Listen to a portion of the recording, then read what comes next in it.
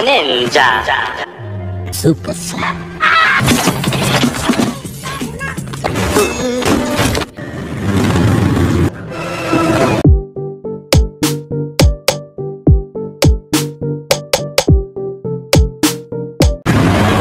Film ini dibuka di jalanan New York City, di mana para agen dari TCRI, yaitu Techno Cosmic Research Institute, memburu ilmuwan gila bernama Baxter Stockman yang telah menciptakan mutan dari beberapa hewan.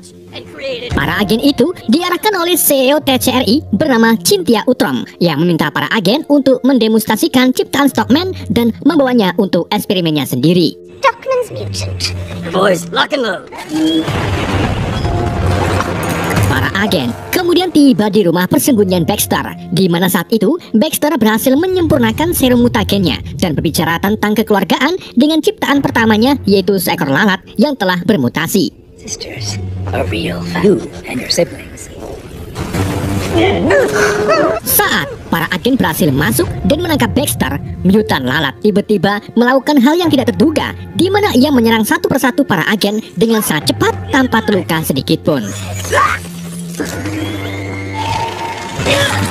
Namun, di tengah itu, salah satu agen tak sengaja meledakkan tabung kimia yang akhirnya menyebabkan Baxter terbunuh. Negate his research. Sedangkan si lalat membawa semua mutan ciptaan Baxter dari hadapan para agen. Tetapi, tanpa para agen itu ketahui, satu-satunya mutagen ciptaan Baxter jatuh ke dalam selokan. Dan dari sinilah kisah penyu-penyu ninja dimulai.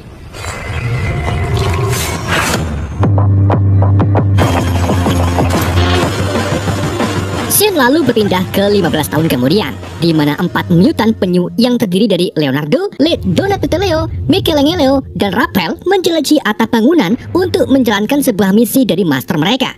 Misi tersebut bukan membasmi para koruptor, melainkan mencuri beberapa bahan makanan dan sabun tanpa diketahui oleh pemiliknya. Mereka kemudian menggunakan keterampilan ninjutsunya untuk masuk dan keluar minimarket tanpa terdeteksi oleh penjaga.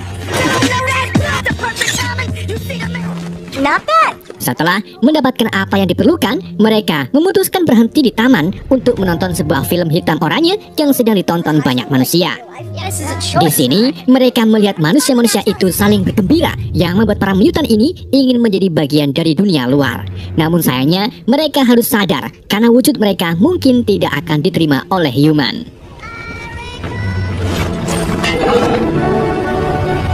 Guys, let's go. Para penyu itu lalu kembali ke markasnya di selokan, di mana di sana mereka ditegur karena terlambat oleh master sekaligus ayah mereka bernama Splinter yang diperankan oleh Jackie Chan.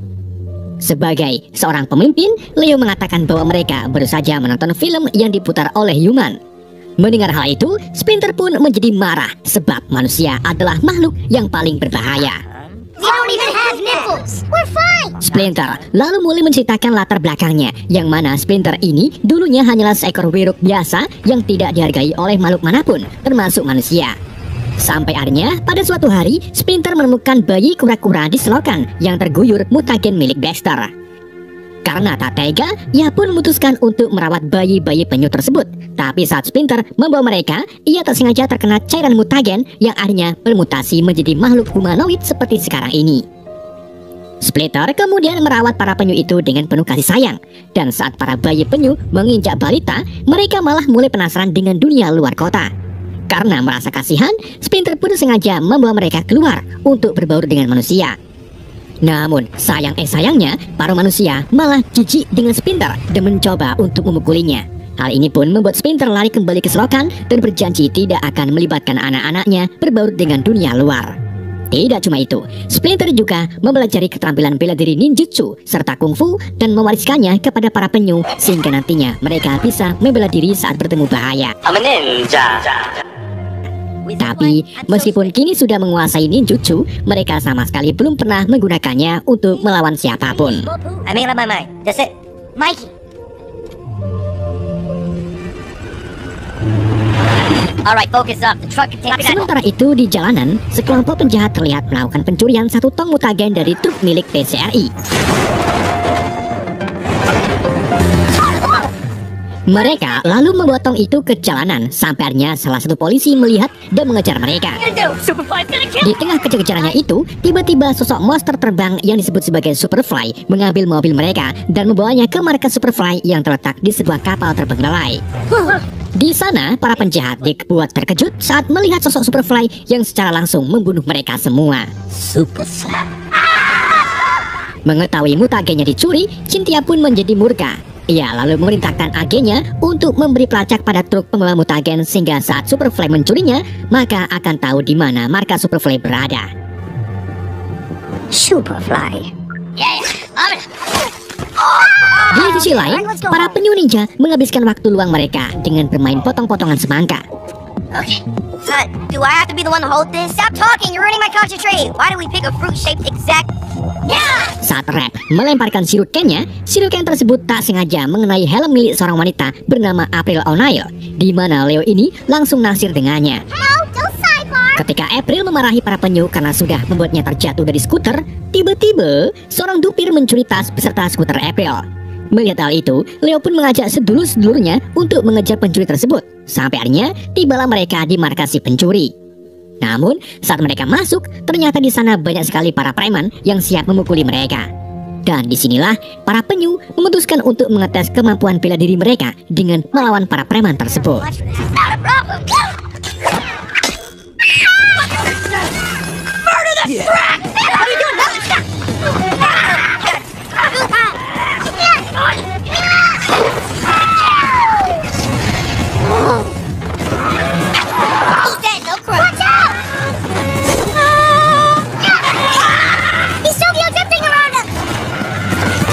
Dengan kerjasama yang sangat mantap, mereka pun akhirnya berhasil mengalahkan para preman. April kemudian muncul untuk mengambil skuternya. Tapi di saat itu juga, April melihat para penyu dan mengetahui bahwa mereka adalah mutant. Meskipun agak ngeri melihat wujud mereka, tapi April tetap menyapa diri karena bagaimanapun juga mereka telah menyelamatkan skuternya. That's your skin. What could you be? April lalu menakril mereka kebab dan mewawancarai mereka tentang asal-usul mereka. Selain itu, April juga menunjukkan kepada mereka tentang penyelidikannya terhadap Superfly dan kegiatan kriminalnya. Tetapi sayangnya, sampai saat ini tidak ada yang bisa menemukannya. I don't know for sure. Sebelum pergi, April memberikan nomor teleponnya kepada para penyu sehingga mereka bisa bertemu lagi di lain hari. Well, I'll airdrop you my contact. She's cool. Saat para penyu hendak pulang ke markasnya, mereka melihat sebuah berita yang menampilkan kejahatan Superfly. Mereka pun berpendapat bahwa jika mereka berhasil menangkap Superfly, mungkin para manusia akan menganggap mereka sebagai pahlawan dan membiarkan mereka hidup seperti manusia pada umumnya seperti Hulk. It's like Hulk and Avengers Endgame. Hello? Di hari berikutnya, para penyu menghubungi April dan mengungkapkan kalau mereka ingin sekali pergi ke gedung sekolah karena memang cita-cita mereka adalah ingin bersekolah. Mengetahui hal ini, April pun mengajak mereka ke sekolah pada tengah wengi. How about we meet tonight, 8 p.m. Wait, what? Oh, hello? I think I'll see you tonight. Di sana, April mengungkapkan kalau dia adalah siswi yang kini menjadi bulian karena 1 minggu yang lalu, April melakukan insiden memalukan yaitu muntah klokor-klokor saat menyampaikan berita pagi. April lalu membawa mereka ke sebuah ruangan di mana di situ April memiliki banyak sekali data gangster-gangster yang pernah bekerjasama dengan Superfly. Petunjuk ini pun membuat para turtle semakin bersemangat untuk menghentikan Superfly dan akan membuat mereka terlihat sebagai pahlawan di mata publik. They must be doing business with Superfly. Setelah mendapatkan data para gangster dari April, para turtles itu pun mulai menyerbu markas para gangster. Sampai akhirnya mereka bertemu dengan salah satu gangster bernama Bernie yang bekerjasama dengan Superfly. Bernie menjelaskan kalau besok malam ia akan mengirim sebuah alat kepada Superfly.